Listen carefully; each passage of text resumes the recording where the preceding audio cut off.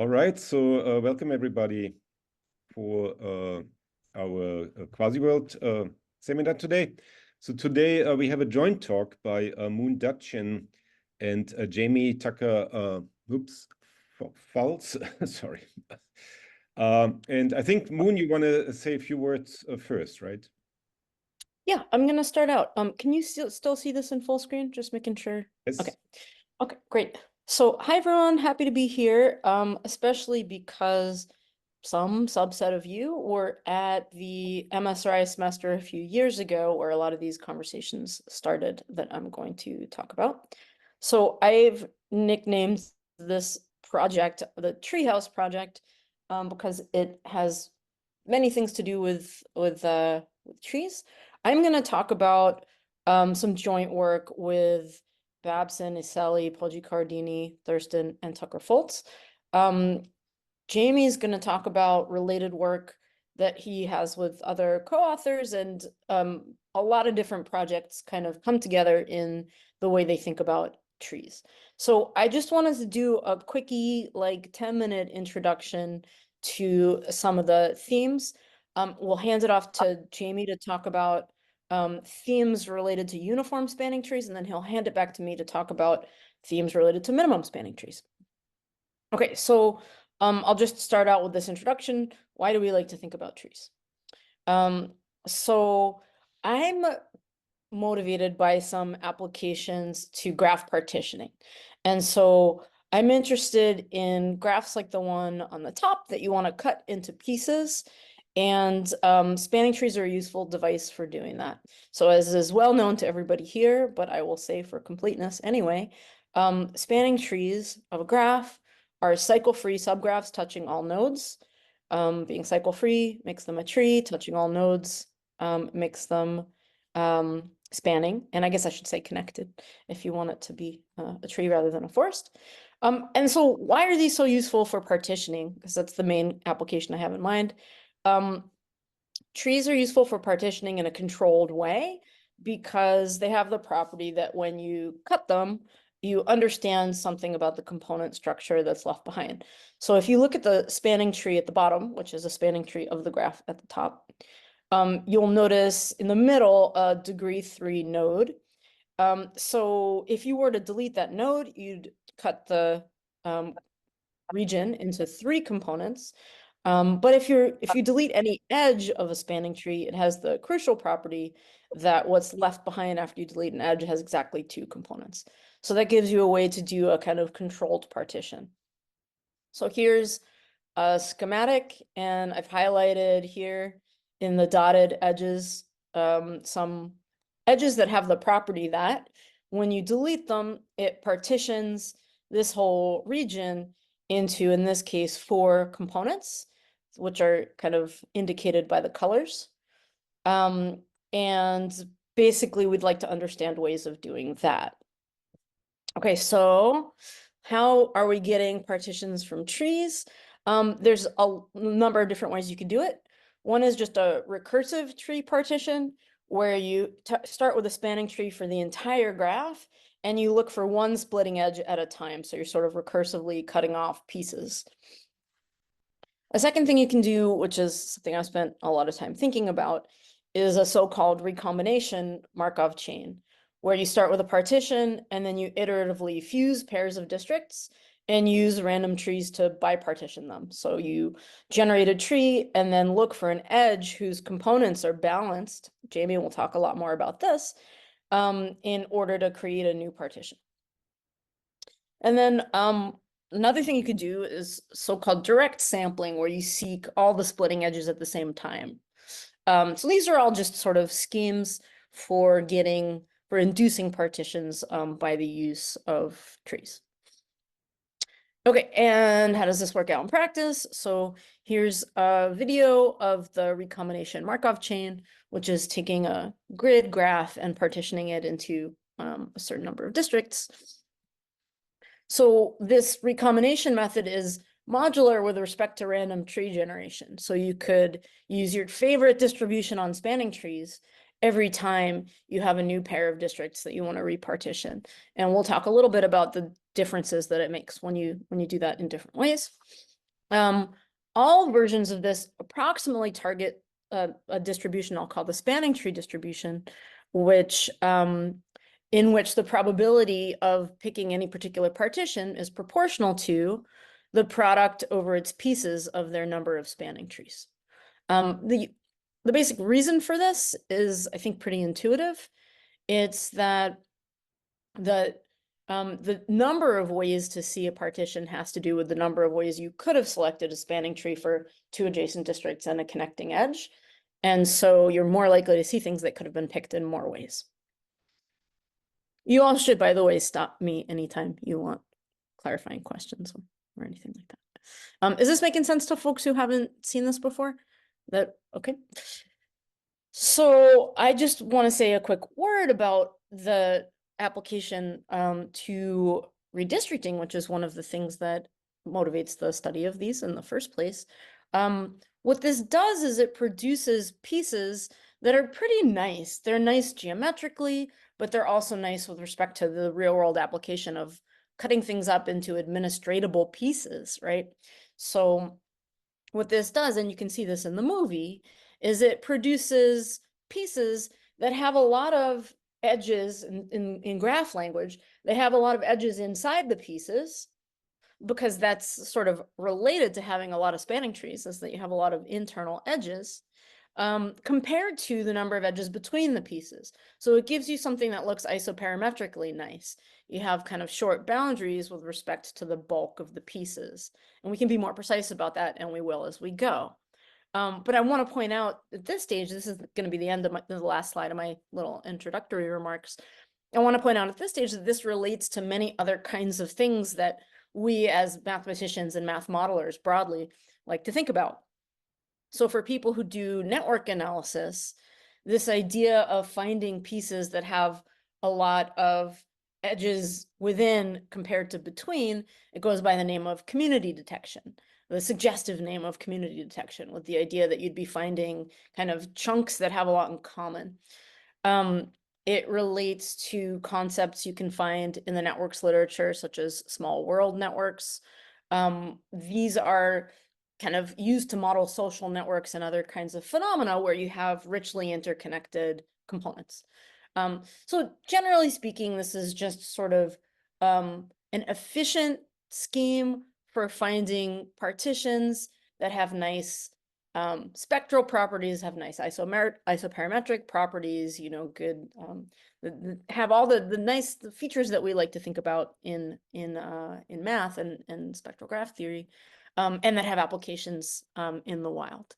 So I'll hand it off to Jamie now. And as I said, because these kinds of methods are modular with respect to random tree generation, it motivates a lot of questions about what would happen if you used different kinds of distributions on trees. Okay, so stopping there. Take it away, Jamie.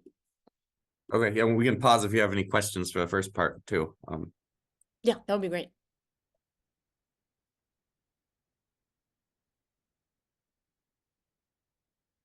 Okay, everyone see my title slide?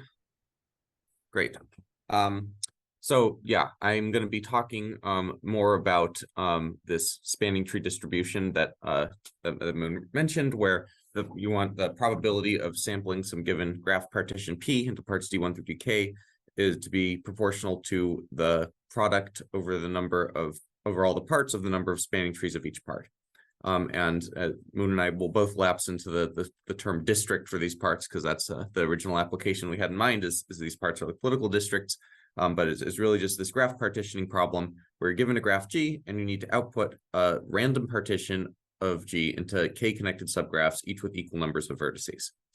And so I'm a computer scientist, and I'm going to be talking a lot about, you know, complexity and algorithms. So excuse me for the notation I'm going to force upon you in a moment.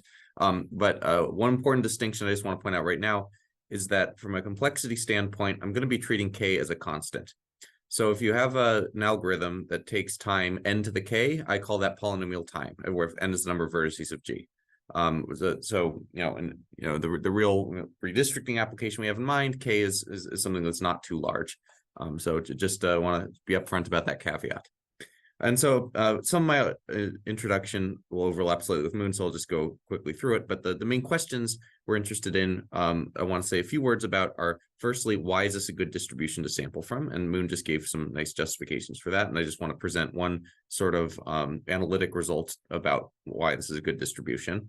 But then most of the talk is going to be about the how. How do you actually sample from this distribution efficiently? And I'm going to get into the details of how to do that. Okay, so as Moon said, you know, it's good to have a lot of internal edges. It's bad to have a lot of cut edges that are split by the partition. You know, we want these partitions to look nice, have small perimeter. And there's, if you look at this little example, where this is, you know, a graph with 12 vertices. Let's say we want to have k equals 3, so we're splitting it into 3 subgraphs, each with 4 vertices. On the left is a partition with very few internal edges, and these you know, pieces are very non-compact, as you would say, and I'm not using compact as in any technical sense here, but you know, they look really snaky. They have a lot of these red cut edges, and the partition on the right is a much more nice looking compact partition. And for the redistricting application specifically, we really want partitions that look more like the one on the right than on the left. And if you think about the spanning tree distribution, well, the number of spanning trees in each of these districts is 1. They are trees, versus, you know, this one has 8 spanning trees, this one has 3, this one has 8. So this is going to be more than 100 times more likely to be sampled from the spanning tree distribution than this one. So that's the intuitive reason why the spanning tree distribution is nice. And so I back in I think a couple of years ago, I had a paper with my advisor Ariel Prokacha about this. I'm trying to like establish some analytic bounds on the relationship between compactness as measured in terms of the number of cut edges and the probability of these partitions being sampled from the spanning tree distribution. And so this was the main theorem using some abusive asymptotic notation, where on any class of planar graphs G, where the second highest degrees of the graphs in this class, as well as their dual graphs, are bounded, the relative likelihood of sampling some partition P versus some other partition P prime from this spanning tree distribution is inversely exponential in the ratio of the cut edges of P and cut edges of P prime. So if you've got a pair of partitions and you want to know which one's more likely than the other, there's some function that we can define that's inversely exponential in the cut edges. So if P prime has you know, 10 times as many cut edges, or some factor times as many cut edges, then it's exponentially less likely to be sampled from the spanning tree distribution in that factor. And so just a few notes about this theorem. Why do I say second highest degrees? Well, the application we have in mind here is this sort of redistricting application where there's an outer face. So if we said first highest, this wouldn't be really a practical useful theorem, because we want to consider, you know, the outer face of the dual graph as a vertex in the dual graph is going to have very high degree. Like for say, thinking of this as like a grid graph. We don't want to think of that as a constant. And if we said third highest, the theorem is not true anymore. So really, this is like the tightest statement. And this is a specific counterexample where you've got a dual vertex, which is the outer face that has high degree, and another dual vertex that has high degree here, and a pair of partitions that violate this theorem asymptotically. So really, the second highest was just the right assumption we needed for this application. And I'll also say that we have, you know, non-asymptotic bounds, for instance, for grid graphs, that says that if you have a partition that has 7.23 times as many cut edges, then you can prove that it is definitely less likely to be sampled from the spanning tree distribution. And then if you make this factor bigger, it goes exponentially from there. So that's the sort of, you know, bounds we get from this theorem. So I'm not going to spend any more time talking about this, but I just think it's a really nice result that motivates why the spanning tree distribution is good from a sort of theoretical perspective. And there's also a lot of empirical reasons why it's good as well. Any questions so far? I'm going to depart from this. So please just unmute yourself, interrupt me. I don't really see the Zoom chat, but just interrupt me at any time throughout this talk if you have questions. I'll let you know if anything comes up in the chat. Okay, thank you. Okay, so moving on then, moving on to the how. I'm going to give you 3 algorithms, and Moon discussed 2 of these already briefly, and I want to do it in a little more detail. that purport to sample from the spanning tree distribution and can in fact be tweaked to exactly sample from the spanning tree distribution. And so the first algorithm is what Moon referred to as direct sampling. I'm going to call it one big tree, or OBT, just to abbreviate it. That's not a common name in the literature. That's just what I'm calling it. And it does the following: you're given your graph and your positive integer k, which I'm thinking of as a constant, and I draw a uniformly random spanning tree on the graph. There's algorithms for doing this in polynomial time very efficiently. One that I'm going to be talking a lot about in this talk is Wilson's algorithm, which I'll explain in detail in a moment. That takes random walks, that loop erase random walks on the graph. But so this step really is efficient. You can draw a uniformly random spanning tree on a graph. And then we just see if there are k-1 edges that we can remove from the graph that disconnect it into a balanced k-forest. So in this example, there's not really, like, this is the example where k equals 3. The most balanced edges we could do maybe are these two, but that's not completely balanced, right? So there's 2 vertices in this part, 4 vertices in this part, 6 vertices in this part. So that doesn't work. There really aren't, it does not guarantee that there will exist such a set of edges. And so when that happens, you restart. Do a new random spanning tree, and you just keep repeating until you get one like this one that is splittable into 3 subgraphs of equal numbers of vertices. So you just keep doing this until you get one that's splittable, and then that becomes your graph partition, as those 3 forests, or k forests. Okay, so that's one big tree algorithm, direct sampling. And there's a related one is this Markov chain. This is different from the Markov chain that Moon presented. This is a Markov chain on the space of unbalanced forests. Okay, so I'm not requiring that the number of vertices in each part be the same. And I'm gonna take a walk on this space by doing the following. And this is a very well-known walk in theoretical computer science. It's called the up-down. It's called the up-down walk. It has generalizations to arbitrary matroids. And what you do is you start from arbitrary k-forest like this one, and you add a uniformly random edge that does not exist in the graph. Okay, so say I add this edge here. If that creates a cycle, then you don't have a forest anymore, so you need to break that cycle. And what you're going to do is choose uniformly from the set of edges in that cycle and remove one of them. And so say this one was removed, and then you keep going. So there's kind of 2 different cases. One is you add an edge, you create a cycle. The other is you add an edge that merges 2 components. That could also happen as in this case, where these 2 trees got merged into the same tree. And in that case, you just remove a uniformly random edge that's in the forest anywhere. It does not have to be from the merged component. Can be any edge in the graph. And so say maybe this one's removed. And you just keep going and keep going and keep going. And then this is a Markov chain, and it has very nice properties. It samples uniformly from the set of all k-component spanning forests of a graph. So what that means is, it does it very quickly. You very quickly converge to the stationary distribution. There's nice tight bounds on the mixing time. And so this is an efficient algorithm. But then you're not guaranteed that the forest is going to be balanced. And in this case, we got lucky if we ended up here after waiting until it mixes. This is a balanced forest, meaning it has equal sized pieces. And when that's great, you output that. Otherwise, you have to reject and start the whole algorithm over again. Okay, so this is called the up-down walk plus this rejection step that's needed to ensure balance. Algorithm 3 is recom, which is the one that Moon showed that a nice animation of. And this is another Markov chain that enforces balance at every step. You're never allowed to deviate from equal number of vertices in each tree. And so you merge 2 random districts, draw a spanning tree just on the merged district, see if you can split that on a single edge, not finding k-1 edges, just a single edge, to get 2 forests of equal size. And if so, that becomes your new partition. Otherwise, you start over again and find another random pair of districts to try to merge.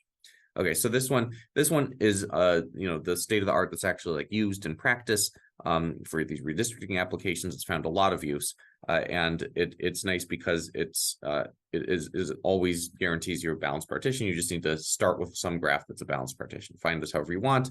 It's empirically a very rapidly mixing Markov chain. Theoretically, that's a big open question whether we can prove that it's rapidly mixing, but this is a really nice algorithm. Okay, so as I said, these are all attempts to sample from the spanning tree distribution, and as Moon mentioned, all these algorithms approximately sample from the spanning tree distribution. But for my talk, I'm interested in this task of exactly sampling from the spanning tree distribution. And so the big theorem here that's known about these algorithms is that you can tweak them so that you can get exact samples from a spanning tree distribution, assuming things like your Markov chain is mixing.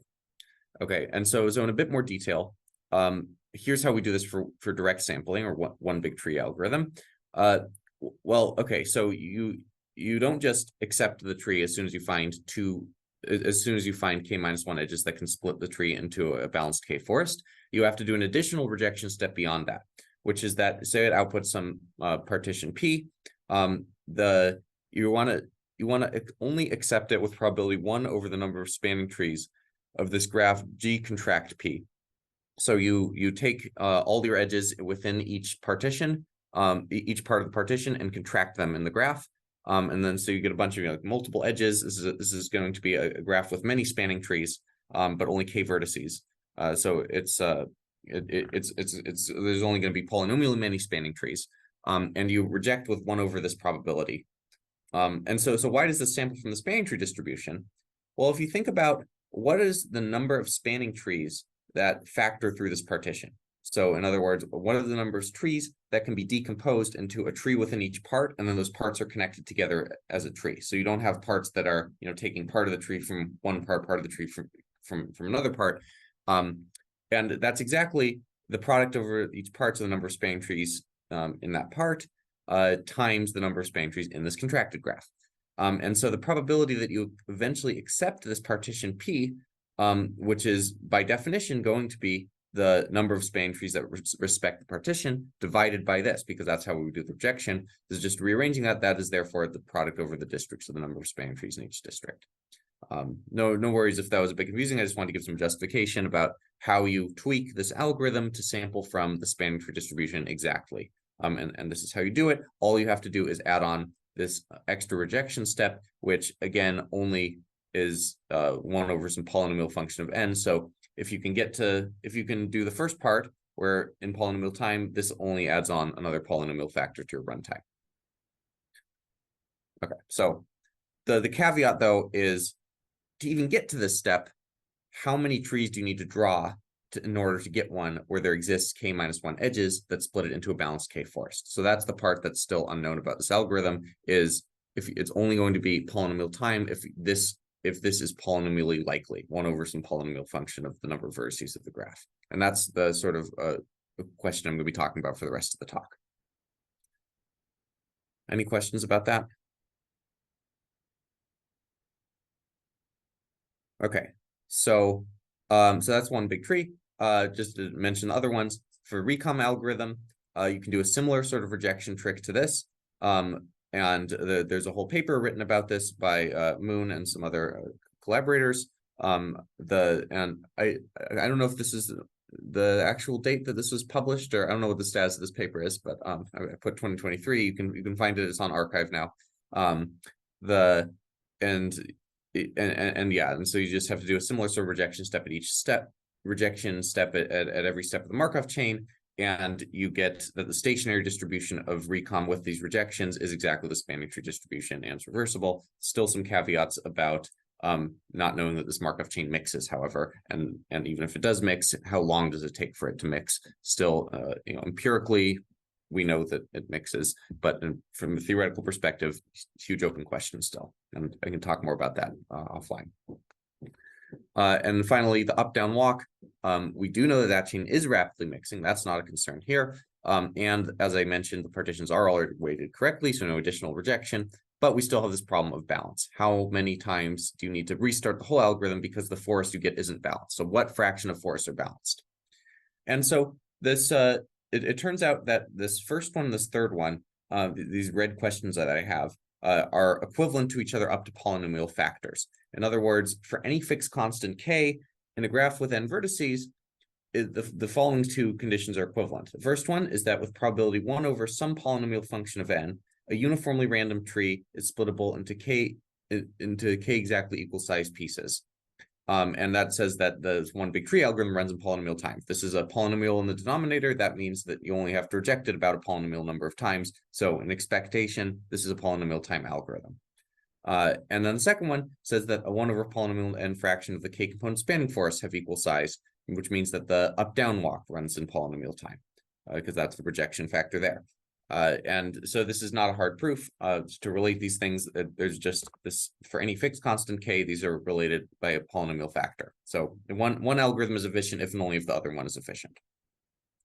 And it was conjectured in a paper that's from 2022 by Charkar, Liu, and Vuong, that this is true in grid graphs. So like if you take grid graphs where the side lengths are divisible by k, for example, then a polynomial fraction of the k component spanning forest have equal size. And in a recent work that's going to be in this year's Stock conference, we resolved this conjecture together. This is me and Sarah Cannon from Claremont McKenna and Wes Pegden from Carnegie Mellon. And we showed this is true. And I stated both these versions because the conjecture was originally stated in terms of number 2, but the proof is actually in terms of number 1. So they're easily shown to be equivalent though. Specifically, what we showed for grid graphs is that consider an m by n grid graph. I'm going to say the larger dimension is m, and I'm going to assume for convenience that k, the number of districts I want, is evenly divides m. We could probably drop this assumption and get the same, same bounds up to a small constant or something. But it doesn't really matter. I'm just going to state this version to be nicer. This divisibility condition is not really essential, but it makes the proof a lot cleaner. And so what we show is that the probability that a uniformly random k component spanning forest is balanced is at least 1 over some constant to the k squared times n to the 5k minus 5 times m to the 3k minus 3 for some fixed k on beta. Okay, the form of this, all that matters here is that there are no m's or n's in the exponent. So if treating k as constant, this is some constant over a polynomial function of n, or n to m, which is the number of vertices in the graph. Okay, so that's the statement, and I'm going to spend the rest of the talk proving this, and then showing some generalizations of it to not grid graphs, but grid-like graphs. And we're able to generalize it in pretty much the most general way possible as well. Sorry, any questions? Question. Yeah, a grid graph. So can you quickly remind us what is a grid graph? Yes, a grid graph is, it looks like graph paper, basically. It's, a rectangular, I take graph paper and I clip it to some rectangle. Yeah. There'll be many pictures of grid graphs up ahead. Okay, so for the proof, I have some demos. As I said, there's this algorithm called Wilson's algorithm that can be used to sample trees uniformly at random. And the proof is going to be by analyzing Wilson's algorithm. So first, I want to show you a demo of Wilson's algorithm and what it does. And so this is going to be a grid graph. The red vertex and the white vertex are vertices of the grid graph. Each square in this picture is going to be a grid graph. And so what Wilson's algorithm does is it chooses 2 arbitrary vertices. We're going to call one of them the root, and that's this white vertex. And then we're going to choose some other vertex and start a random walk from that vertex until it hits the white vertex. Okay, and it doesn't matter how you make these choices. You're going to get a uniformly random spanning tree no matter how you make the choices. You can see the animation, right? Just to point out, you're erasing loops. Yes, yeah. So I was just about to say that. Yeah. Okay. So I'm going to run this random walk, and we want to have it be a path when it gets to the white vertex. So that means anytime that it loops back on itself and it's about to happen, I'm going to erase the entire loop and then keep going where I left off. So I always have a path. Okay, so there, you see that a big loop just got erased. Also, when the path looks like it backtracks on itself, that's like a little loop of size 2 that is erasing. So I take this loop erased random walk until I hit the white vertex. And then as soon as I hit the white vertex, I have a path, and I add that entire path to the tree. Okay. Then I start somewhere else. So you see there's already one other step that happened before I hit pause. And you start at any other vertex that's not in the tree and do the same thing again. So I'm going to take a random walk from that new vertex, loop erasing as I go until I hit the white, and then that becomes added to the tree. And so I just keep doing this over and over and over. And eventually I will add all of the vertices to the tree, and that'll be my spanning tree that I output. And the amazing magical fact about Wilson's algorithm is that no matter where I start the root at the very beginning, and no matter where I start every single random walk from, this will give me a uniform sample from the set of all spanning trees. It's a really magical algorithm. And you can prove a lot of facts about spanning trees just from analyzing this algorithm. This is like keeps getting rediscovered, including the results that I just stated on the previous slide. Any questions about Wilson's algorithm? I want to make sure everyone fully understands this algorithm before we move on, because the whole rest of the talk is going to be about Wilson's algorithm. So how do you actually prove that you get a uniform distribution of spanning trees in this way? Yeah, so there are several proofs are out there. My favorite one that I've heard, okay, I'll give you like the 30 seconds to 1 minute version of the proof, is that you can imagine fixing the randomness of all the walks, as a big stack of pointers to either up, down, left, right above every vertex. And so you take a random walk, you're looking at what's the next pointer that I haven't used, and that's going to tell me where to go next. Okay, and so if I think about every vertex as this big stack of things saying which way I'm going to go each time I enter the vertex and to take a random walk, essentially what you're doing is Wilson's algorithm is looking at the top level of those pointers, seeing if there's any cycles, and then removing all those pointers. Okay, so anywhere there's a cycle, Wilson's algorithm in this loop erase random walk will find that cycle, remove it, and then go to the next level down. And the point of all this is that it actually, you can show that it doesn't matter what order you remove those cycles in. So that's why it doesn't matter where you start these random walks from. And what this algorithm is essentially doing is it's removing cycles over and over and over until there are no cycles remaining, which means that you have a tree that's directed toward the root vertex that you started. And the point is that okay, you've removed some weird junk at the top of all these cycles. Which trees are more likely than others? Every tree is equally likely. There's no bias towards one tree versus the other. And so that's why this algorithm works. Was there a question in the chat? I saw a notification. No, just a comment that this is the proof in Paris's and Leon's book as well, right? On probability on trees and networks that you described. Yes, I saw it in a write-up like this. Okay. Lots of people rediscovered this proof, just like many of the other facts that we're talking about. Yeah, I saw it in a little short manuscript by Yuval Widgerson. Yeah. Okay. Any other questions on Wilson's? Okay, so looking at this picture, something that comes up a lot when you Google Wilson's algorithm is maze generation, because this picture looks a lot like a maze, right? And normally when you're thinking of, if I'm going to draw a maze, I'm not going to draw the white rooms of this maze. I'm going to draw the walls of the maze. And so now we're going to talk about the dual version of Wilson's algorithm, where instead of taking random walks in these corridors, as I just did in that little animation, I'm going to take a random walk on the space of the walls. Okay, and so that's what this looks like.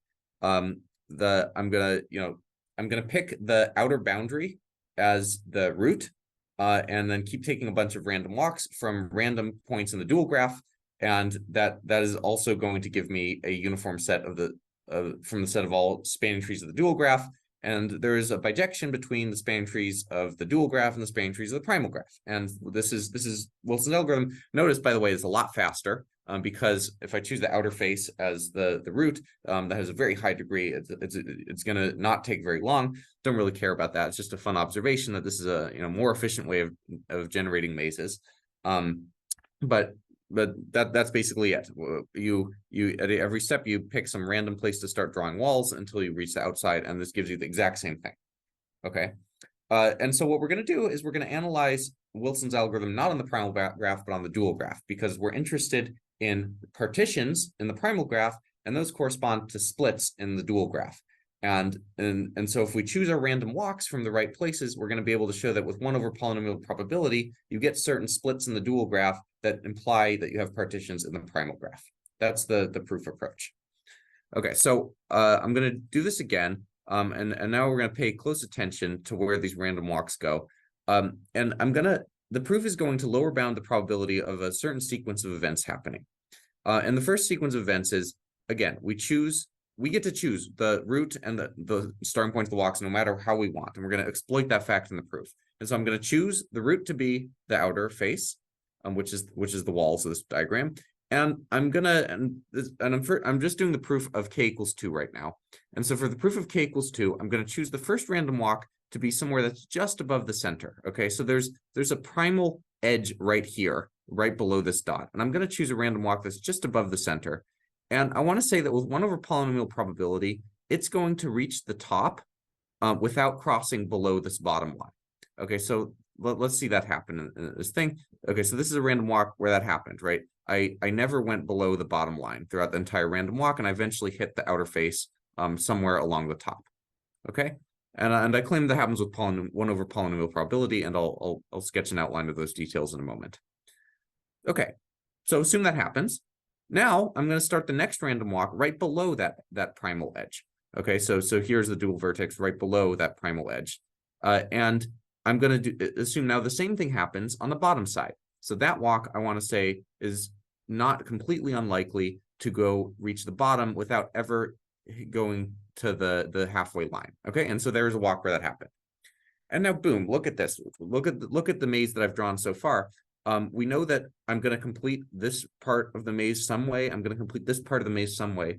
But no matter what happens, we know that this primal edge in the very middle is going to be in the tree. And we know that just based on these first 2 walks, how balanced or imbalanced the subtrees are going to be on either side, right? This is we know the total area here is going to be fixed no matter how I complete the tree, and the same on the right side. And in this case, as you can see, it's not going to be balanced, right? The left side is bigger than the right side. And yeah, I'll let this animation play out just for the fun of it. Doesn't really matter what's happening here. But we know that this is an edge in the tree, but it's not going to be balanced. And so what I'm going to do next is lower bound the probability that additionally we get the same number of vertices on the left side and the right side. And again, all that matters is these first 2 walks. Okay, so this was an example where we failed. There is no balanced cut edge in this graph. But now I'm going to do it again. And here is an example. And by the way, to make these animations, I took a random walk, but said I'm enforcing that it's not going below the halfway line. That's not really the distribution you get by conditioning on that. But it was enough to make these animations. And so in this example, it happened to work. And so what happened in this run is that walk went there, and that walk went there. Boom. Okay, so now this is completely symmetric. So I know that no matter how I fill in the rest of the maze, that I'm going to have a balanced split edge right in the middle. Okay, and so that's the proof. And the main proof idea is symmetry here. And you're not necessarily going to have the paths be exactly symmetric, but I claim that you can prove that with sufficient probability, you can lower bound the probability that the distribution of areas is going to be symmetric at least. Okay, so a bit more detail on how this works. So this is the same picture where the primal edges are, or the primal vertices and edges are in gray, and the dual graph is in black. I'm gonna pick some edge in the very middle in the primal graph E that I want to lower bound the probability that just that edge in particular is a balanced split edge of the tree. And I'm going to take a random walk from right above it and right below it. And I'm going to lower bound the probabilities that these walks exit the rectangles at the far sides, not crossing below this halfway line, so that they don't interfere with each other. And so it's a pretty simple calculation, actually. First is that I claim that with probability 1 over n squared, where n is the vertical side length of the grid, each walk stays within this rectangle until it hits the outer boundary. So it's not going to cross this midway line. And so why is this true? This is follows from this gambler's rune problem, where if I just ignore the horizontal direction completely and just look at the vertical direction, I'm taking a random walk from on a number line from 1, and I'm trying to get to n over 2 before I hit 0.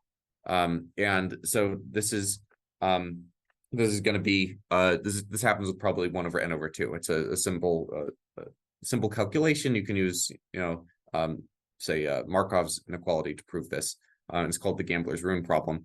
And when the vertical walk makes it to the far end before going down, then it doesn't matter what the horizontal walk does. The only thing that can happen is I can reach the sides first before the vertical walk reaches the top. But that's still fine. I'm still exiting the rectangle somewhere. And that's all I wanted to say, is that I exit the rectangle at the outer boundary. Okay, so with probability 1 over n, ignoring the constant factors, this walk makes it to the top without going through this midline. And then with another probability 1 over n, the bottom walk does the same thing. So 1 over n squared total, that the picture looks roughly like this.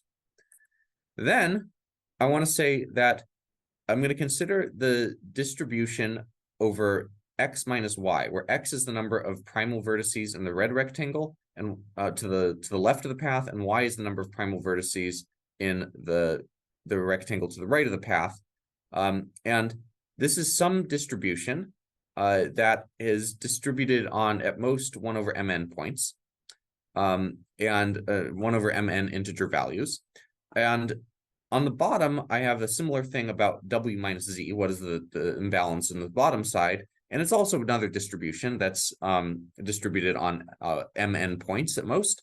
And just from the fact that these are discrete distributions with bounded support, I can say that no matter what they are, with probability at least 1 over mn, they're equal to each other. Okay, this is a simple fact to prove about probability distributions with bounded support size. And when they're equal, that means x plus z is equal to y plus w, which means that you have balance in the primal graph, because x plus z is the total number of vertices on the left side, y plus w is the total number of vertices on the right side. And so just multiplying these together, we have 1 over n squared times 1 over mn, total probability that this edge is a balanced cut edge is at least 1 over mn cubed, polynomial. Done. So that's the entire proof for k equals 2, why this works. Any questions? The rest of the talk is just going to be doing this argument in more general settings. I mean, the k equal to 2 case is particularly easy, right? Because you can use some kind of symmetry considerations as you showed. But I mean, can you comment on the complications for other case? Yes. We'll do that right next. You anticipated my next question. This is how we handle, say, k equals 3. And we're going to do a similar thing, and actually I'll show you the demo, except that we're going to do this multiple times. And where the additional complication that comes in with k greater than 2 is that now my walks can't leave these sides, right? But I'll show you the animation. Right, so you again initialize your random walk right above one of the k minus 1 edges. And bound the probability that it stays within some narrow rectangle until it reaches the top, and then do the same thing right below that for the bottom. And then you just keep doing this. You divide your grid into into k different pieces. Each one of them has this little dividing line, and it's not gonna, and as long as you give it a little bit of slack to maneuver in, we can show that there's a polynomial lower bound on the probability that you get a partition like this. And as I said, so k is a constant, and so the fact that I'm getting a new factor of 1 over mn cubed for k minus 1 times, it's going to be exponential in k, but that's fine. Because I'm treating k as a constant throughout this talk. Obviously, if the true probability that a tree is splittable is probably actually exponential in k, so I don't think that's unavoidable there. But okay, so the technical complication though is in k equals 2 case, so the symmetry argument, back to your question, still completely holds, right? As long as I stay within this rectangle, I have the same distribution, exactly the same argument goes through. The hard part is that now I'm not allowed to leave the sides anymore. In the previous case, it was okay if the random walks left to the left or right side, but now that's going to be a problem because that would mean the walks could interfere with each other. So I really have to bound them away from each other by some rectangles. And now I want to know what's probably get to the far side of a long and skinny rectangle. Is this still 1 over polynomial in m and n? And the answer is yes, it is, but it requires some more sophisticated techniques. This is the general schematic of the proof. So we have some random walk that starts at the bottom, and we want to lower bound the probability that it gets all the way to the top without exiting the sides. So it's kind of the hardest first part is to consider the case when the aspect ratio is 1. So that's what we do to get the tightest bounds. This is the proof approach we do, where we can get tighter bounds if we assume a constant aspect ratio of the rectangle. And specifically aspect ratio 1. And so this part is challenging. For this, we use a few different techniques from Markov chains like Bertrand's ballot theorem, the reflection principle. But we do show that this is true, that if you have a square and you start a random walk in the center and the middle, it'll exit the top face first. Once that's done, now this becomes easier. As long as I can get away from this like bottom wall that I'm not allowed to run into, that's the hardest part, is running away from a wall. And this is going to be a theme throughout the talk, actually. But once you're away from the wall, the probability that you make it to the end is actually now constant. And why is that? Because if I look at the first vertex V1 that escaped the square, now I'm going to center a new square or just around V1 and bound the probability that I exit that square, say, upward and to the left. Why did I say to the left? Because V1 has happened to be towards the right.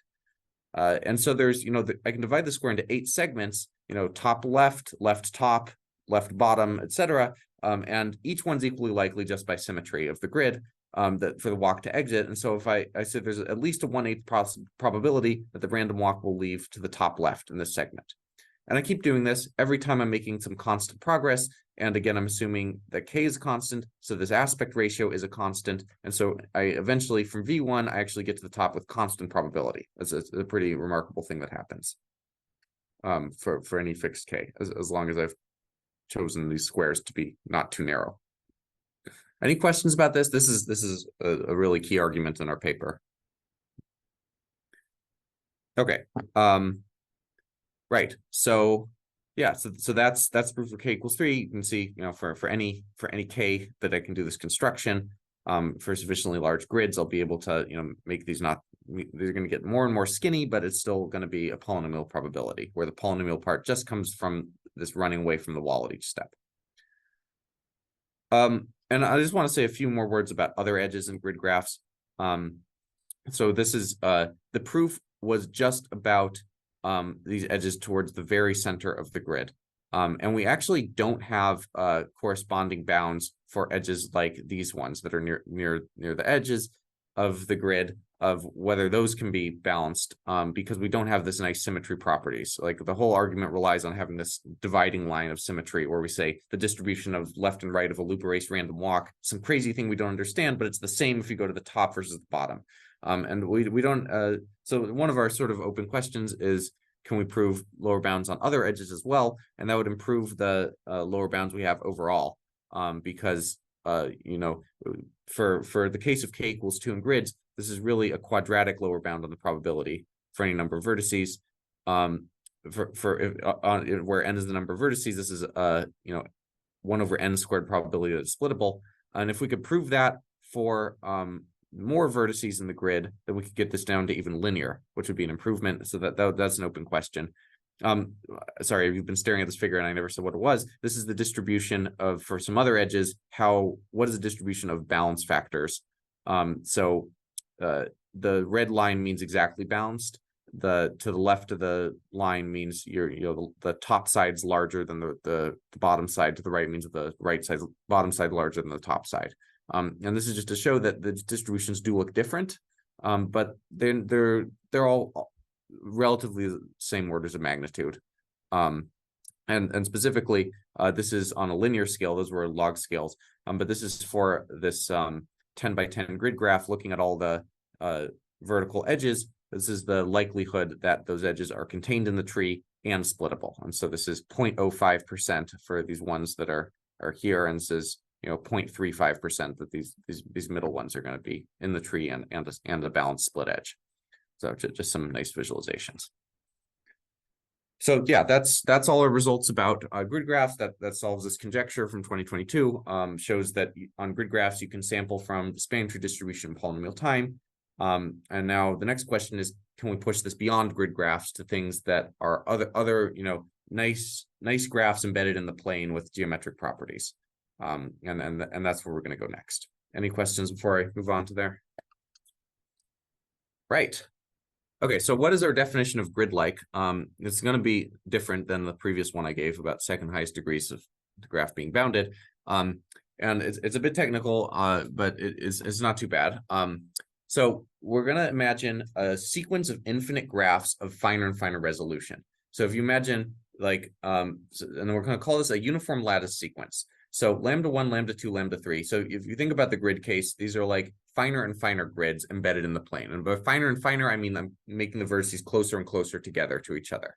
Okay, so it's like if you take your graph paper and like an image editor, and then you shrink it down.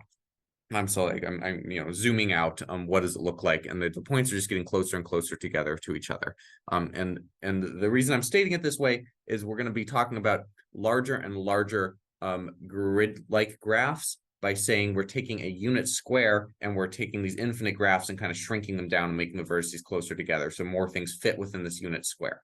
That's going to be the type of result we're going to get now. So lambda 1, lambda 2, lambda 3 is an infinite sequence of the finer and finer partitions. They all have to be planar graphs with and I'm going to call their duals the lambda 1 stars.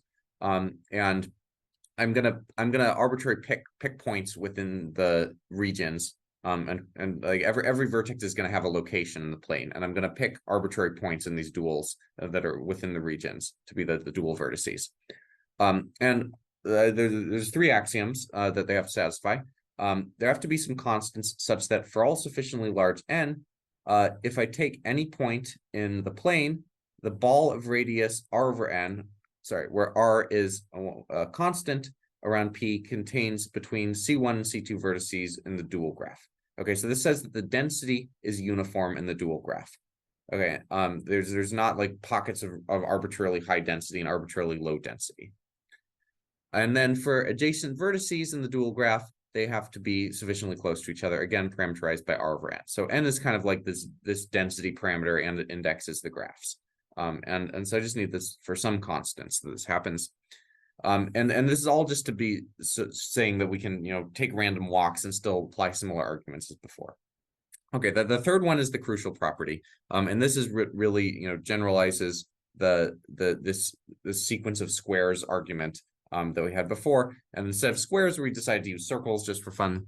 But the third and final axiom is that for any dual vertex, I can divide any sufficiently large circle around that dual vertex into arcs that have a length at most 1/8 of the radius. So I divide my circle into 8 pieces. That gives me 8 different arcs. And I want to say for each of these arcs, if I take any one of these arcs in the division, which is pretty small, again, so at most 1/8 of the radius of the circumference of the circle, there's the probability that a random walk from this dual vertex V leaves through that arc is constant. Okay, so however my nasty lattice looks, there's a constant probability. Okay, and so you see why this is satisfied by grid graphs. It's exactly the argument that I gave for squares, as a symmetry thing, right? I can divide a circle around a vertex in a grid graph into 8 pieces. Each one of them is equally likely to be exited through. So it's at least an eighth probability. So any constant, I just need some constant. In the case of grid graphs, it happens to be an 1/8 that the random walk leaves through that arc. And so basically we're going to apply this sequence of squares arguments, sometimes with squares, sometimes with circles. And we just need this one axiom to make that work. Okay, so that's our definition of grid-like graphs. It's very broad. It encompasses basically any standard lattice, like grid, like hexagonal lattice, triangular lattice. In fact, even if you have any doubly periodic graph tessellation of the plane, this will satisfy that. It's also satisfied by random graphs with certain caveats about density as well. So really, this is meant to capture graphs embedded in the plane that don't have these symmetry properties. All it has to have is this property that is not too unlikely that it'll take random walks, will go certain directions in the plane. That's what this third axiom says. Okay, So that's a uniform lattice sequence. And so our theorem is that if you take a unit square and then consider the sequence of graphs where you clip the graphs to what fits within that unit square. So these get larger and larger graphs because the density is decreasing. Then with probability 1 over polynomial in n, a uniformly random spanning tree of this graph will be splittable into k components differing by an additive constant. And so this really is the best possible thing we could hope for. You're not going to get exact balance because these are arbitrary graphs, but you're going to get balance up to an additive factor. Okay, so that's the theorem, and the proof is going to be we're going to take our unit square. I'm just going to outline the proof of k equals 2. This proof takes many pages. I'm really just going to do a very, very high level here. But we're going to first drop some dividing line that we want we're going to do this a random walk from the bottom to the top and lower bound the probability that it stays close to this dividing line. And so we put this dividing line in a place where we move it to left and right until it's like exactly, if the walk was exactly here, then I'd have half the primal vertices on one side, half on the other side. Okay, and again, the density fluctuations are bounded by a constant. So as long as I stay pretty close to this graph, I'm going to be pretty close to balanced. So then I'm going to take a random walk and lower bound the probability that it does a bunch of crazy things. Okay, so there's going to be 5 parts to this walk. First, I say with constant probability that the first few steps of this path are going to be away from the boundary to get somewhere on the order of 1 over n. So this big theta notation just means up to constant factors. It's computer science lingo, apologies. And then, so that happens with constant probability. And then from there, we're going to have a sequence of circles, like we did that sequence of squares earlier, where you get larger and larger circles, farther and farther away from the edge. And we only have to do about log n circles in order to get distance from the edge that's a constant, not some constant times 1 over n, a constant in terms of this unit square. Okay, so then from there, then we can again apply the sequence of squares or sequence of circle argument to get all the way from this area that's constant from the bottom to somewhere pretty close to the top. And that's again constant probability because there's a constant number of squares. So this is a constant aspect ratio. Sorry for saying the word constant over and over and over. It's important to highlight which parts are polynomial and which parts are constant here. Then from there, we do the same sort of thing where we have a sequence of squares of decreasing size, geometrically decreasing size. And this is the hard part because I promised you an additive balance, not a multiplicative balance factor. And so we could have gotten multiplicative balance off at this point from our target of the dividing line. And so as we shrink these squares, we have to correct for whether we're going to the left or the right in order to get our balance back to where it should be. And so this is the hardest part of the argument where we have, I was saying earlier, like, okay, we choose whether we want to exit towards the top and the left or the top and the right based on whether we're too far to the left or the right. So we're doing that again, but with a lot more assumptions about exactly where we want to be so that we're getting closer to balanced. And this is a really hard part. It's not clear this is actually possible. You have to stare at the equations and make sure that all the parameters are as I say they are. Nasty proof, took a long time. But this is possible. And then the very last part is a path of length, a constant length to get to the top. It looks like it's bigger than constant length because that's how I had to draw it. But this is really a very small part of it at that. Yeah, that's all I'll say about this proof. It works, trust me. So the very last result, and I'm running short on time and I want to leave a little bit of time for questions. So I'll just take like 5 more minutes, is say we care about not an additive approximation to balance, but a multiplicative approximation to balance. I claim that we can actually get this to happen with constant probability, not 1 over polynomial probability, constant probability. And this follows from a more general theorem about, say I take a lattice sequence and I make some drawing in the plane with Jordan curves, separating it into that forms a partition. So I draw whatever drawing I want. And I want to say that with constant probability, if I take a sufficiently large graph for my lattice sequence, that if I take a uniformly random spanning tree, it factors through this partition approximately. So there are k-1 edges I can remove such that the remaining trees are approximately within these regions up to within some epsilon. And so this implies, if I apply this to a special case where the drawing I make in the plane has regions of equal area, then this implies that I can get multiplicative approximate balance with constant probability, because equal area and being within epsilon of the lines means that they're approximately balanced in terms of the number of vertices in each thing, in each part. So the way we prove this is another generalization of this sequence of circles tricks, where following a straight line as in the previous examples, but we're following some curve. So at every step, I draw a circle around the point and then say, based on where the curve leaves the circle, that determines which arc I want the random path to exit through. And so we can prove that for any curve, it's possible. There's a constant probability that I will follow that curve with an epsilon until I get to the end. And so this allows us to handle this arbitrary case of Jordan curves for a sufficiently refined lattice in my sequence. And then, okay, but the obstacle, however, is this running away from the wall issue. So we want to get multiplicative balance with constant probability. And recall there are 5 steps in this walk, and 2 of them involve polynomial probability, not constant. And those are this bottom square where I have to run away from the wall, and then this top sequence of squares where I'm just trying to refine it to get closer to balance.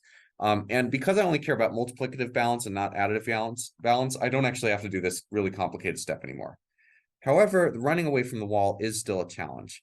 That is something that really is polynomial probability. If I start a random walk here, it is not true that with constant probability it's going to make it to the top. I need to get sufficiently far away from the wall in order to claim that. I'll do that. Okay, and so how we resolve that is we're never going to start near a wall. We're always going to start a random walks from the interior. And then we also have to do a slight modification of Wilson's algorithm where we use a random walk to determine where to start the actual random walk from. And this is best explained in one more little demo where we're going to do this. This is the partition we're going to try to follow. So this is like k = 4 on a grid graph. And I want to show that with constant probability, I get a partition that approximately looks like this. Okay. And so this is the last demo and the last slide. So this is what the walk's going to do. The first one is pretty similar.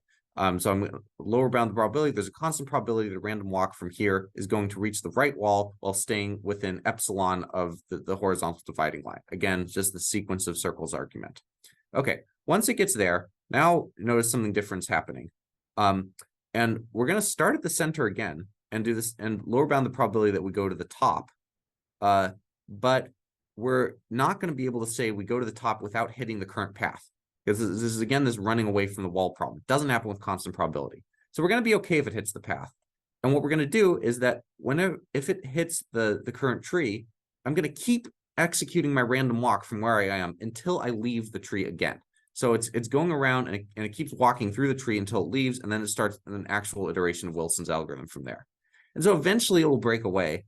And no matter where it does, there's somewhere that I have a gap here. And it doesn't matter where that is. I'm going to be able to claim that this partitions the primal tree into pieces of approximately equal size.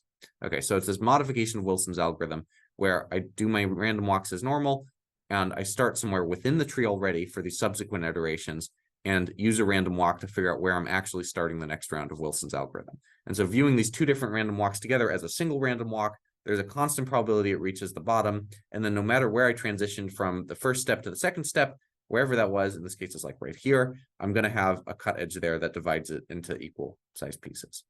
So that's the final ingredient that's needed for this proof. So yeah, that's all of our results. The technical takeaways from this work was that it's the first proof that we can sample balanced K partitions from the spanning tree distribution on grids and grid-like graphs in polynomial time. This was not known for any non-trivial class of graphs prior to this paper from an analytic perspective. And the conceptual takeaway is that algorithms based on uniformly random spanning trees have magical properties that lend themselves to efficiency and analysis of what they're doing. And it's because there are so many amazing properties about uniformly random spanning trees. This connections with random walks really allows us to leverage these nice things that they do to prove things about these algorithms.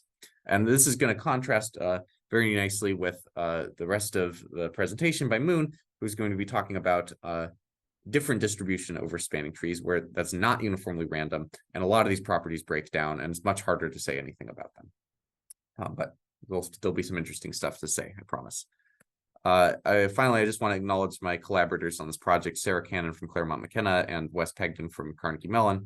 This was a project that the collaboration at the Simons Law for Mathematical Sciences Institute in Berkeley last fall. I'm very grateful to them for funding that and making it possible. I'm not take any more questions. Thank you. Okay, yeah, thanks a lot. Very interesting talk. So let's first thank the speaker here, and let me open the discussion. Are there comments or questions? I have one question. So these estimates that you did with these chainings of balls and asking about the probability of hitting the top before exiting elsewhere. So I wondered if those had anything to do, or whether they could also be obtained by some gradient estimates of harmonic functions at the boundary, or some because I mean that's essentially what we're doing. We Yeah. didn't state our proof in terms of those things, but but are there like, would it follow, or would it be closely related to some existing gradient results at the boundary, or are there results of this type already in the literature, or is this yeah? I mean, So I'm we not very couldn't find familiar any. myself. That doesn't mean they don't exist. Yeah, we were staring at this and for a while and saying like, surely, yeah, there must be something known about this. But I bet it's out there. We just didn't find it. I mean, some of this is at least related to strong maximum principles that are known in the two-dimensional case. At least so in the continuum, here you have a discrete graph. So there are things maybe are not known, and maybe that's where. But if you thought of this as approximating the continuum, I think there you can get results that the gradient does not vanish at the boundary of the harmonic. If you have the harmonic function on the rectangle, That does not vanish exponentially. It doesn't vanish. The gradient is non-zero at the boundary. Okay. It vanishes at the corners, but on the Right. boundary, We don't just want it's non-zero. We won't just want non-zero. We want 1 over some polynomial function of. Well, so when you go to the grid, then so what that means for the harmonic function is that if you are 1 over n distance away from the boundary, then your u is at least 1 over n. When the gradient is not zero. But what is, of course, what I'm not. This is in the continuum, and this is the discrete. Right, yeah, but I agree with you that there should be a way to import that. So maybe there is some, but these techniques sounded very interesting. So maybe there might be interesting both ways. So maybe your techniques are interesting for gradient estimates, and conversely, maybe there are some continuum techniques here that could be useful. Yeah, I'm just speculating into that. Thank you. Yeah, but very nice schematic research. Yeah, thank you. Yeah, I actually have a question that's. Oh, sorry.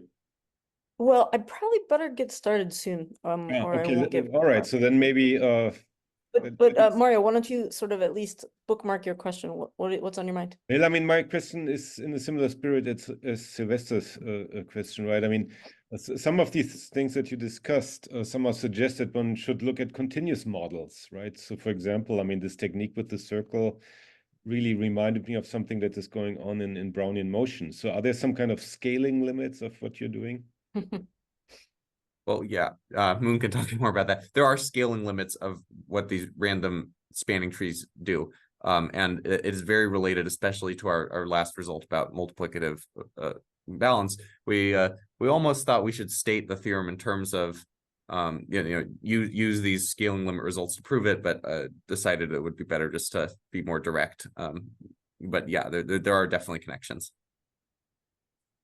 That's actually a great segue, because for everything that's known about uniform spanning trees, like most of it's missing for other constructions like minimum spanning trees. So for instance, here, let me go back to my slides. Okay. So for instance, there's just one paper that tries to look at scaling limits for minimum spanning trees. It's a posthumous paper of Schramm's. I forget, sorry, I should know, but I forget at the moment who the co-authors are. But that doesn't get conformal invariance. And so just the whole theory for doing minimum spanning tree constructions lacks a lot of the literature foundation that you can harness when studying uniform. So this last part of the talk is going to be a lot more blue sky than the sophisticated technical results that Jamie was just describing. It's an attempt to start to build the theory for MST that catches up some with theory for UST. Okay, so I am going to start by just quickly recapping with other pictures some of the classical constructions for randomizing trees.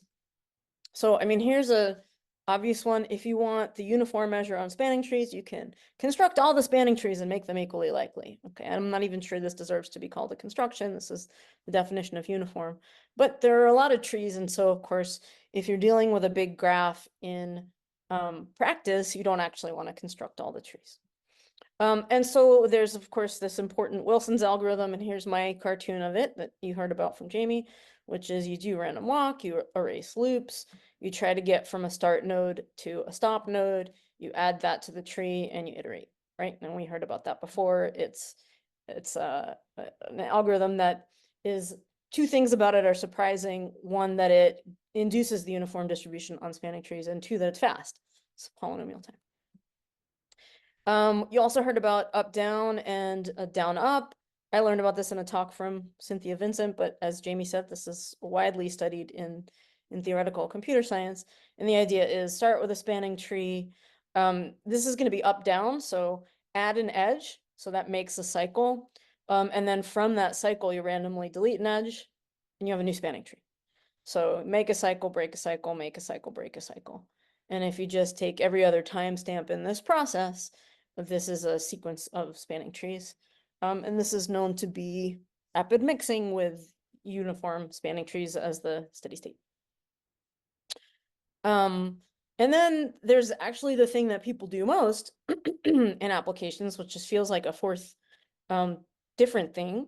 And that is to put random edge weights, say by taking edge weights uniform on the interval from 0 to 1, or anything else you want. You sort of, it works the same as long as you're choosing IID edge weights. And then you use something like Kruskal's algorithm to make a tree. And you do it in a greedy fashion. So in this case, you can think about this as first adding the lowest weighted edge, which was 116, the weight was 0.116. Then the next, which is 0.208. Then you try to add the next, which is 0.343, but you can't because it makes a cycle and we're trying to build a tree. So you reject that, take the next one, which is 532, and voila, it's a spanning tree. Okay, so you have this greedy process that only rejects if a cycle is formed. And so this is one of a whole family of greedy algorithms. And actually in Kruskal's paper, there are two that are described, this greedy add and then a greedy delete, which is very similar. You start with the graph and you take away edges in order of weights, only failing to delete something if it would disconnect, right? And so that's another thing you can do. So Kruskal amounts to building up, standard Kruskal amounts to building up a forest, starting with an empty graph on your nodes and building up a forest until it becomes a tree. Prim just insists that you add an edge while maintaining connectivity, so it's greedy add to a tree. I don't know how to pronounce this name, but Barufka maybe. Like greedily adds sort of a set of edges at any given time. So there are these variants, but they're all kind of spiritually similar. And there's this meta reason that these methods work, which Jamie mentioned in passing, which is this kind of matroid property, that forests are so-called independent sets. That's what they're called in the definition of matroids. They have the property that whenever you have a smaller forest in a given ambient graph and a larger forest, where large is in terms of the number of edges, the smaller one can always be extended by some edge from the larger one while keeping it a forest, right? And it's this notion of independence that really kind of undergirds why all these different kinds of flavors of greedy algorithms work. Okay, so first, let's take a moment. So it's not, I think at all obvious from the 4 construction methods that I described, sort of make all trees equally likely, do the loop erased random walk, do the up down. It's not obvious why those 3 kind of sample from the same distribution, but they do. And so the one that's different is MST. It turns out not to induce the same distribution. So this is just a slide where I give you an example to convince you that that's the case. So if you start with the square with a diagonal, then there are exactly these 8 spanning trees. The ones on top include the diagonal, and the ones on the bottom don't. And if you do the case analysis, which I've sort of written out at the bottom of the slide, and happy to share these slides if anyone wants to see. Well, you can do this on your own, it's not hard. Collectively, the ones with the diagonal have probability 8/15, while the ones without have probability 7/15, whereas of course under UST, they're equally likely. Right? So this shows you that MST isn't the same as UST, or at least not on every graph. And you might get curious about the question, when does MST equal UST? This is one of many things that we've thought about in this collaborative project. But let me start with a different kind of question that this suggests, which is just, how is MST different? So one way to think about quantifying, okay, first I should say, when I started getting interested in this, the first thing I did was try to like contact all the people I could think of as the super experts in this area. And I asked them, point me please to all the quantitative theorems about how MST is different from UST. And I got back a short list of 1 example. And this was the one example that people pointed me to, which was the expected diameter.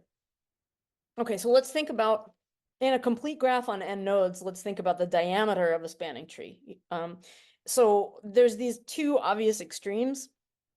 The smallest possible diameter of any spanning tree of a complete graph is a star with diameter 2. That's the smallest you can get. While of course a path is the other extreme, whose diameter is n-1. And so for any distribution over spanning trees, the expected diameter will be somewhere between 2 and n-1, but where? So there's this classic fact that I think was first proved by Erdős and collaborators, but is still being improved. There's a not so long ago paper by Van Chung and collaborators that sharpens it. The result is that for the complete graph, when you make all trees equally likely, the expected diameter is on the order of square root of n. And actually the Chung paper that I'm thinking of, it does something really nice. It sort of gives you pretty tight window around n to the 1/2, so that almost all spanning trees fall in that diameter window. And the size of the window depends on the spectral gap of the graph. You shouldn't be surprised to hear. But anyway, one can be really sharp about how tightly the diameters are concentrated around square root of n. Okay, so what do we think is going to happen when we do the same thing for MST? So let's do standard MST, which, as I said, just means we're going to choose IID weights for the edges. So there's this really nice paper of Dario Berry, I don't know if Brutin, I'm going to guess it's French, Brutin and Reed, from 2008, that answers this. Okay, so what do we expect the answer to be? Well, we might expect, if you actually sort of watch videos of like the demos Jamie was showing, if you watch videos of like Kruskal or Prim, you can see that you start to see things of high degree. Things are sort of bushy if you watch the evolution. And so you just might have an intuitive guess that bushier things with higher degree are going to tend to have lower diameter. They're going to tend to be more star-like than path-like. And so this expected diameter might be less than square root. But how much? Is it, log n? No, this paper tells us it's actually n to the 1/3, which is a really beautiful result. The proof technique is Erdős-Renyi random graphs, because the process, so you can think about Kruskal's algorithm as the process of like turning on edges up to a certain weight threshold, right? And that's not so different from a GNP Erdős-Renyi argument where you're adjusting P, the probability of an edge. And so that's basically the proof technique is to convert facts about about varying P in a GMP to proofs about activating edges in a Kruskal algorithm. Okay, so we have this slogan, maybe, that greedy trees are bushy, right? And this result I just described suggests that the degree distribution will tell them apart, with MST trees sort of skewed towards higher degrees. Actually, let me I know I don't have a ton of time, but let me just ask. Any questions so far? Is this making sense? Okay. All right, so it's not that hard to guess, only a little harder to prove exact formulas for the MST probability of a given tree. So here are formulas that we in our preprint call an internal formula and an external formula. They basically, as I said a few slides ago, Kruskal's original paper gave a bottom-up process of building the minimum spanning tree and a top-down process, and these correspond kind of, if you think about them in algorithm terms, these correspond to the forward and the backward Kruskal. These are sums over permutations, and the one on the top we're summing over permutations of edges in the tree, and the one on the bottom we're summing over permutations of edges not in the tree. And so neither of these is efficient to calculate, right? Because if you're dealing with large graphs, probably each of these is going to be a sum over a very large set of permutations. But for sparse graphs, it suggests which one you should do, and for denser graphs, it suggests which other one would be better. The top one, is it the top? Yes, the top one, which is what we're calling the internal formula, appears in that same book of Lyons and Paris that came up a little while ago. But I think what's subtle about proving these is that you have a certain kind of independence to establish. And so there's maybe a little more to the proof. But anyway, you have these formulas. You wouldn't want to actually sit down and calculate them, but you can use them to observe other things. And so one thing you can observe that's really nice, that's a very quick consequence of those formulas, is that stars are the most likely graphs to see under MST. And again, this is standard MST. And so you can actually just sort of, it's not that hard to get as a corollary of those formulas that for a particular star, so a labeled star and a labeled Kn, the probability under MST is exactly 1 over 2n minus 3 bang bang, product of all the odd numbers up to 2n minus 3. Where of course, we know classically from like, I don't know, Kirchhoff's formula from over 100 years ago, that complete graphs have n to the n minus 2 spanning trees. So the UST probability of that star would be 1 over n to the n minus 2, and the ratio of those goes to infinity. So stars are far, far more likely under MST than they are under UST. Is that clear? Any questions? Okay. It is, we sort of guessed a long time ago, but it's been quite an odyssey towards proving by a much, much harder argument that paths are the least likely. We don't have a closed form for the probability of a particular path. And the argument that we've got for it doesn't seem like it's likely to give us one. But it's a nice thing to wonder about if you could sort of at least bound the probability of a particular path. I'm not going to try to go through the argument, but I am going to say it involves developing a series of rotation tricks. And I think I had a couple of pictures just to illustrate what I mean. So on top is an example of a certain kind of edge rotation where the edge that I showed at the bottom between what I have marked as T2 and T3 is rotated to an edge to the diagonal, right? So it's an edge rotation. You can sort of see why it's called that. And we give a whole series of different moves like this where we can show that the MST probability satisfies an inequality after you make a certain kind of rotation. And so you can sort of imagine how to use edge, and the bottom is a different example of an edge rotation. You could sort of imagine how you might use a sequence of moves like this to transform a graph to be more star-like or more path-like, and use that to try to get a handle on what's most and least likely. The proof for the paths are least likely is still in progress, and here's hot off the presses from like yesterday, an illustration that goes along with it, which I only put up to say it's a far more complicated argument with this kind of like quantum pairing of edges, and it takes a lot more work to sort of build an algorithm that you can use to do the kind of rotation that you need to get to paths. Okay, anyway, just to say, it's true that paths are the least likely. If anybody here can think of like a elegant proof technique for it, or sort of a high level principle that might help you get there, we would be interested to hear it. Okay, so that was all about kind of standard MST, but I want to use the rest of my time to talk about generalizing MST to something that we call product measures.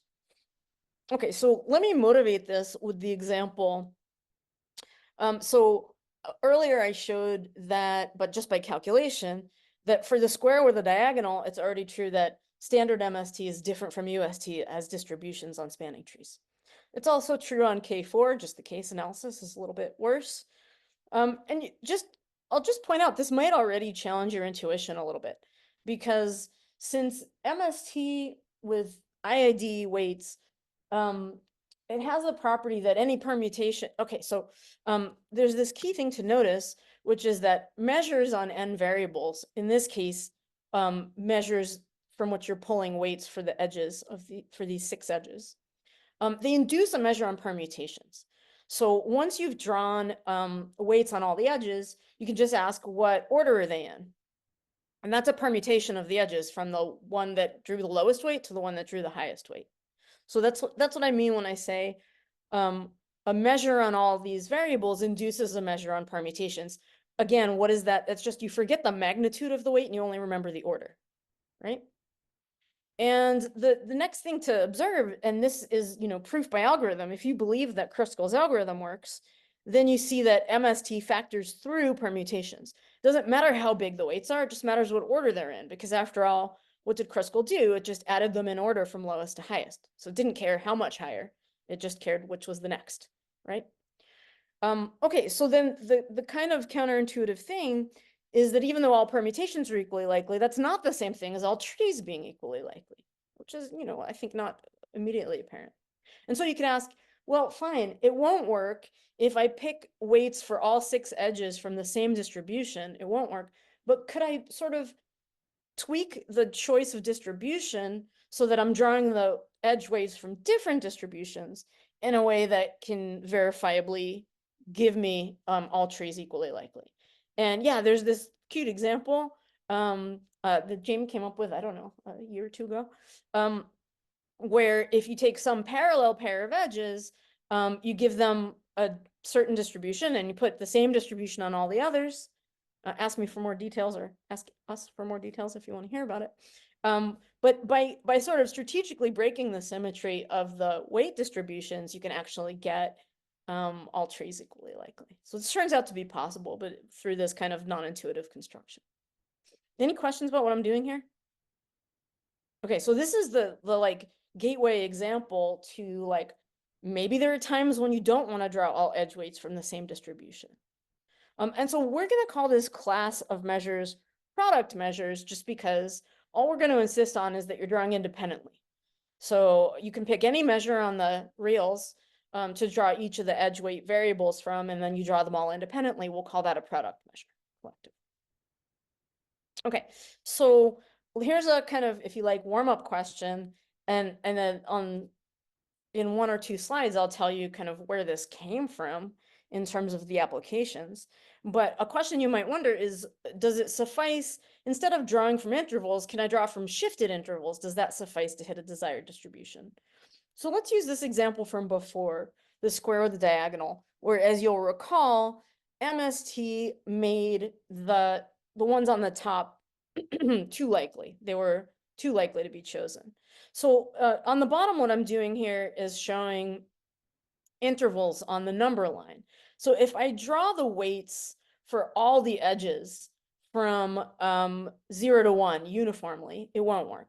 But what if I shift and I draw the weight on the diagonal from a higher interval? So in my picture, maybe I'm drawing weights on the other 4 edges from 0 to 1, but I'm drawing weight for the diagonal from 1 to 2. Okay, then that's not a great choice, because then I will, if I'm taking the minimum tree, I definitely won't take the diagonal edge. So this will put no weight on the diagonal edge, right? It can't be in the tree. You guys see what I'm saying?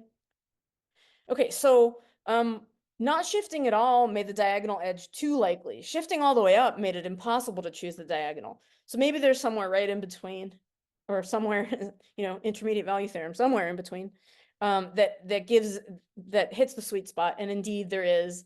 You have to shift by about 0.03. You can solve for the number that you have to shift by to hit the uniform distribution on these 8 trees. Okay, any questions? All right. So this is sort of like a knob you can turn, and you can wonder, can I shift by, how much more power can I get out of MST if I'm allowed to shift the intervals that I choose from? So I want to just go back to the motivation of redistricting for a moment to explain that this is actually a pretty practical question. We actually use shifted MST in the field all the time. So this, you might recognize the great state of Texas. And in the 2010 census, the census releases data in a kind of hierarchical fashion with tiny little units called census blocks. There were nearly 1 million in Texas in 2010. And then collections of blocks called block groups. And then collections of block groups called counties. Texas has the most counties of any state in the country with 254. Okay, so you get these kinds of, you get a hierarchical structure here.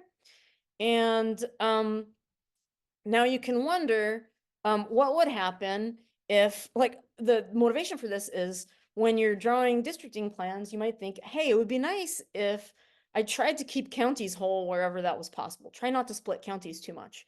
Why? Because counties are the ones who are supposed to administer elections. It would be nice if they weren't unduly, shredded. So here's a mechanism for doing it. What I'll do is, in my process where I'm choosing random spanning trees and splitting them to make districts, I'll take the within county edges from a lower interval of weights, and I'll shift and I'll take the between county edges from a higher interval of weights. The effect that that's going to have is the greedy process of building a tree is going to be likely to take trees that exist within counties and then cross over rarely to other counties. Okay? And that means that if I cut such a tree that spends a lot of, that sort of restricts to the county as a single tree, subtree, then when I cut, if I'm lucky, maybe I cut between counties, and so I don't, split up counties at all. But if I'm unlucky, I'll only split the county into 2 pieces, not into 100. And so this is a pretty efficient way to try to keep regions whole. This is just an example of an application, but more generally, just hierarchical structure in your partition is a totally reasonable thing to want to do. And I just want to show you a motivating example of how this works. So on the top, I'm showing you some heat maps of dividing Texas into congressional districts using MST recombination. So again, what do I mean? I'm taking the 36 districts of Texas last time. Now it's 38. And fusing 2 districts, taking a new spanning tree by MST, and cutting that to make a new pair of districts. And I do this for, in this case, I think it's 1 million steps. And this is a heat map showing you for each of the little units, how often was it reassigned to a new unit. So yellow things change their assignment. We're sort of like, this shows you how the plan is evolved over time, by showing you which edges, which nodes ended up reassigned more. On the left, I started the Markov chain at one starting point. On the right, I started at another starting point. I show you both because they look visually indistinguishable, just to say, if your Markov chain is mixing, it shouldn't matter where you start. This is some encouraging evidence that it didn't matter where we started. Do you guys see what I'm doing here? Okay. Now, this has no idea where the counties are. But Texas has a pretty strong rule telling you to keep counties whole. So here what I've done is I've shifted the between county weight with a surcharge of 1/2. So I'm drawing some of the edges from 0, 1 and the others from 1/2, 3/2. And if you stare at this a little bit, you'll see the outlines of counties starting to appear. Here's a shift by 1 full unit, and you can see sharper outlines of the counties. Do you guys see what's going on? So I'm trying to convince you that now when nodes are being flipped from one district to another, they're taking the whole counties with them, and that's why you're starting to see the county outlines showing up in the picture. And then I just want to say, like, this is a pretty good improvement over other methods that were out there. So here's, like, I'm calling this the other guy's implementation. But this was some other method of trying to keep counties whole, and this shows you what happens when they run their Markov chain for a while. And it looks very different. Most things are never, they've made it so rigid, whatever they did to try to preserve counties, they've made it so rigid that most things never change their assignment at all, not even after a million steps. And not only that, but the image from one starting point looks visibly different from the image from another starting point, suggesting it's just not working very well at doing what Markov chains are supposed to do. Okay, that was all I was going to do with this application. Questions? Okay, so what have we done with this? Well, we tried to understand how how much more do you get when you're allowed to shift? And I'll just mention this sort of nice characterization result. We have a description of the parameter space of shifts on n variables. And here's the whole parameter space for n equals 4. So if you were trying to do something, some graph, oh yeah, and if you look at Jamie's image, he's 3D printed this object. So this gives us some sort of nice control, and I'll like build on this as I keep on generalizing towards the fully general case of product measures.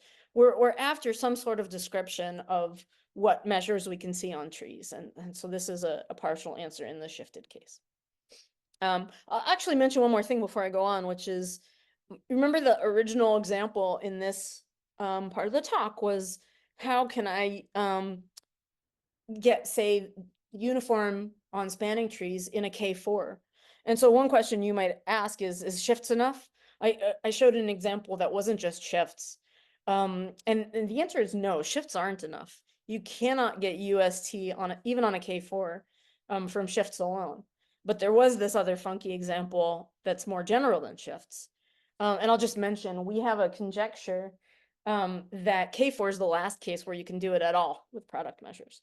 So we think that for K5 and above, there is no product measure that will recover uniform, which is so interesting because everything feels very symmetrical, but you can't get the uniform distribution we conjecture, from product measures on a K5 and above. Okay, so let me say just a little bit more about product measures, and I'll build up to, I want to sort of give a tool for analyzing them, and then I'll pose a bunch of questions to which we have partial answers. So one nice thing to observe about product measures, feels like there are so many of them to consider. You have to consider all the different measures on the rails on all the different variables, but it suffices to consider measures with atomic support. And what I mean by that is, consider something that I'm going to term a word map. I mean, I'm a group theorist, so I like to think about these as words, right? So consider what I'm going to call a word map, which is, I'm going to give you a string of symbols, in this case, ABA, together with weights. Whenever a letter appears more than once, I'm going to tell you how it's, I'm going to give you a probability distribution on those instances. So this is a very simple example, ABA, where the two copies of A are made equally likely. And of course, there's only one copy of B, so it has all the weight. What this represents is a distribution on the line, two distributions on the line. One is the green points, the copies of A, are just two different points on the line, maybe 0 and 3. And the probability distribution that I want you to draw the A weight, the A number from, is a distribution that's 50% likely to give you the number 0 and 50% likely to give you the number 3, say. Right? While for B, I'm giving you the world's silliest probability distribution. It's just constant. It always gives you the number 1. Okay, so if I do this, what's the induced measure on permutations? Well, pretty clearly, if I draw from this, 50% of the time the A value will be less than B, and 50%, of course, 50% of the time the A value will be more than B. Okay, so this is uniform on the permutations AB and BA. Everybody get that? Okay, so notice the reason that it was efficient to write it as a word map is that those magnitudes 0, 1, and 3 in my picture, don't matter. All that matters is the order that they're in. So we abstract that away by just writing the order A, B, A, right?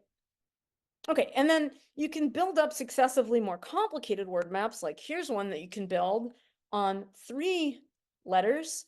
I took the ABA, I copied it twice, I interspersed C's, I chose some weights, a sixth, 2/3, a sixth on the C's, and then I can draw from this, and I can figure out what's the probability that I draw an A less than B less than C. How about a B less than A less than C, and so on. And if you calculate this out, you'll discover that this one actually induces the uniform distribution on permutations. And all I'm pointing out is that this tool of using word maps opens up a suite of, it gives us access to like algebraic geometry arguments if we want to understand the distribution on permutations, right? We can now sort of pull these coefficients, these weights, and write down maps in terms of those weights, and we can sort of pick out like varieties of that are sort of the image in the space of permutations on distributions that we get from one of these product measures. Okay, so what this lets us do, and something that we're actively thinking and writing about, is something like a generalization of intransitive dice. So recall, if you will, if you've heard of it before, this idea of intransitive dice. The idea is that you can have 3 measures on the reals that have the property that A is probably more than B, B is probably more than C, while C is probably more than A. It seems weird. This is intransitive, but this can happen. And what this, this is the gateway to something that we think is a very, very natural question in like basic probability. Actually, I went and sort of asked Percy Diaconis. I was like, Percy, this has to be known. This has to be something people have studied. Like, how intransitive can dice be, like quantitatively? What are all the different ways that the distribution of permutations can occur? And he was like, yes, natural. No, I've never seen it done. So I don't know. That, to me, that's a good question. You all understand what I mean? What is the locus in distributions on SN achievable by product measures? Seems to be an open question. Okay. Okay, so I'll just wrap up by telling you a little bit that we've kind of done to study that. So one thing that you can do is you can start to describe what independence, right? So being a product measure meant that you were selecting independently from the different distributions. So independence alone gives you certain facts, and then there are inequalities that you can get from conditional facts. And so an example of an equality is that if you're drawing variables A, B, C, and D, whether A is bigger than B is independent of whether C is bigger than D, clearly. That's just by definition of product measure. So that's an equality. Those two probabilities are independent. And here's an inequality. If you know that A is bigger than C, it raises the likelihood that A is bigger than B, right? And so, these already cut out a kind of complicated piecewise locus in the space of distributions on permutations, and we're trying to understand it in more depth. So here's a dimension conjecture, and here's the corresponding page of OEIS. We suspect that for all n, the dimension of the image in distributions on permutations that you get from drawing weights on the n variables, we suspect it's given by this OEIS sequence, which counts the number of permutations of n with only one non-trivial cycle. I'm not really sure why we would even guess that this would be the right thing, but there's some numerical evidence that this is right. So there's a proof for n up to 7, so we know the dimensions are 0, 1, 5, 20, 84, 409, and 2,365. So it's a pretty good bet that the next one would be 16,064. But that seems they get that. Yeah, Jamie. Also, Dylan thinks he has a unconditional proof of the upper bound. Okay, working great. on that. Very much still a work in progress, but already I think really interesting. Great. So let me just say a couple words about how much time do I have? Oh, I have time. Great. So let me say a couple words about future directions, and then maybe we can open it up to questions from both talks, both related but very differently flavored talks. Okay, so one thing I am extremely motivated to think about, but I think is quite hard, is can you characterize some kind of stationary distribution for minimum spanning tree recombination? So let me give you an illustration of this with a picture. So in this picture, I'm not doing MST recom, I'm doing something else. Here's a 7x7 grid. I'm cutting it into 7 pieces of equal size. So these are 7 ominoes on the 7x7 grid. And I'm using a kind of Markov chain proposition proposal, which is a swap. At every step, it's a limited kind of recombination move where all I'm allowed to do is take 2 vertices and exchange their assignments with each other. So it's some other Markov chain, right? Now, the 7x7 is chosen advisedly because it's the largest example for which we have a complete enumeration of all the valid balanced partitions. So there are 158 million odd partitions into 7 connected ominoes, right? And so now we can ask the question, how big is the cut set? So Jamie talked about this before, the cut set is just the cut edges between the districts, right? Do you guys understand the question? Question makes sense? Okay. All right, so here's a really neat answer to this question. So on the right in pink, I'm showing the uniform distribution on these 158 million partitions, meaning every partition has between 28 and 42 cut edges, but the pink histogram shows you if I weight all partitions equally, what's the frequency with which I see each value from 28 to 42. So you can't see it, but the pink histogram has support all the way down to 28. It just gets invisible because it's so much less likely. There are so many fewer 28 cut edge partitions than there are 42. Remember, this is a notion of kind of boundary length. So the ones that are 42 are extremely snaky. They're the partitions where each district is itself a tree.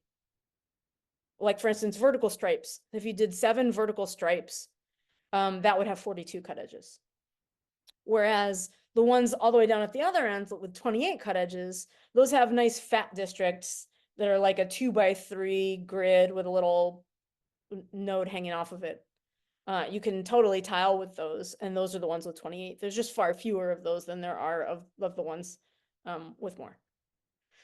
Okay, so that's the uniform distribution. In blue is the spanning tree distribution, the one Jamie and I both have been referring to because we're able to sample from it now fairly. We have theorems improving by the day about our ability to sample from the spanning tree distribution. Again, that's the one where the weight of each partition is proportional to the product over its districts of their number of spanning trees. So that, of course, upweights the fat ones and downweights the long, skinny ones. And this flip process that I'm showing you here, it's empirical distribution. I did it 1 million times, and I recorded how often I saw each number of cut edges, and I got the histogram in green, and somewhere in between. So uniform has longer boundaries, spanning tree has shorter boundaries, and this flip process selects somewhere in between. Make sense? Okay, so all I want to show you is, oh, right, yeah, that one. So all I want to show you here is that the UST versus MST, it does something a little bit different and in a way that is maybe a little bit hard to fully characterize. So if we just did naive recombination with uniform spanning trees, we get the sampling distribution in gray on the top. If we did the same thing but with minimum spanning trees, we get the distribution in gray in the middle, which looks a little bit more like the blue, right? And of course, as Jamie mentioned, there are now multiple papers that give a reversible kind of modification of recombination that exactly targets spanning trees as advertised, right? But just to say, to get to this reversible one, we have to, the only way we know how to do it goes through uniform spanning trees. And we kind of don't know very much that we can say kind of precisely. about what's happening when we use minimum spanning trees. Saying anything about that distribution would be nice. Okay, and then, you know, yeah, I did want to mention the SLE theory for MST does not exist yet. And it seems like a really interesting question. This notion from before that, you know, this theme that MST gives you kind of bushier trees, it suggests that you're going to get some sort of different boundary. But so even if you sort of take a grid and bipartition it with MST, if you could say something about the boundary, all signs indicate that it would have a different dimension than you get for UST, but the theory hasn't been built yet. So I hope that's a motivating question for this crowd. Okay, and I'll stop there. Thank you. Okay, thanks a lot. Let's thank Moon. And let me open the discussion. So comments, questions.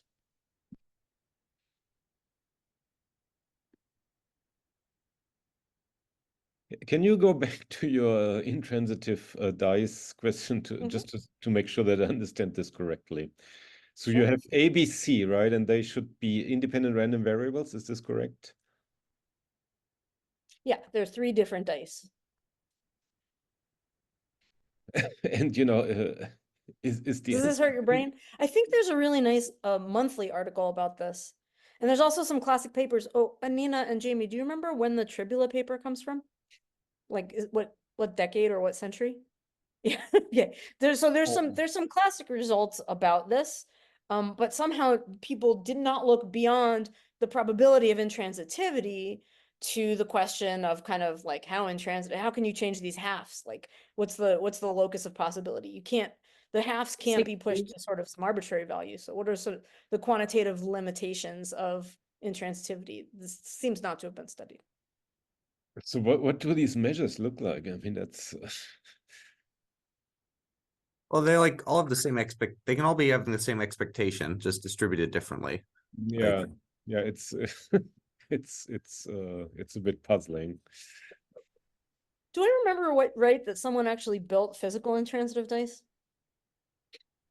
Oh yeah, Jonathan Mattingly says he takes those into his probability class.